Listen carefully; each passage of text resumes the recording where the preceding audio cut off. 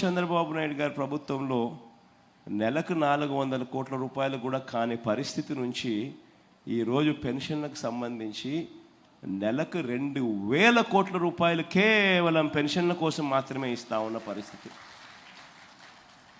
సంవత్సరానికి 24,000 కోట్ల రూపాయలు పెన్షన్ల రూపకంలో ఇస్తా ఉన్న పరిస్థితి. ఈ 58 నెలలుగా మీ బిడ్డ ప్రభుత్వం వచ్చిన తర్వాత ఈ ఏప్రిల్ కూడా కలుపుకుంటే ఏకంగా 90,000 కోట్ల రూపాయలు ఈ పెన్షన్ రూపకంలో అవ్వాతాతల ముఖంలో చిరునవ్వులు చూసేదానికోసం చేతిలో పెట్టినట్టు అయింది.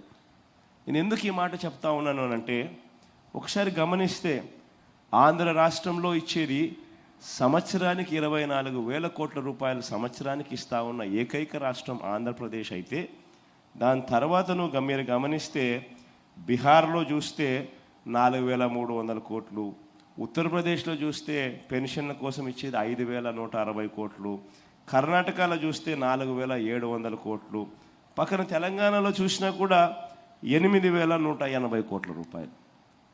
అంతే. ఒక ఆంధ్ర రాష్ట్రం మాత్రం చూస్తే పెన్షన్ల కోసం ఇస్తా ఉన్న డబ్బు ఏకంగా 24,000 కోట్ల రూపాయలు కేవలం దీనికోసం ఇస్తా ఉన్నా. ఈ విషయాలన్నీ కూడా ఎందుకు చెప్తా ఉన్నాను అంటే, రేపొద్దున మోసం చేసేందుకు 4,000 అంటారు, 5,000 అంటారు, 6,000 అంటారు.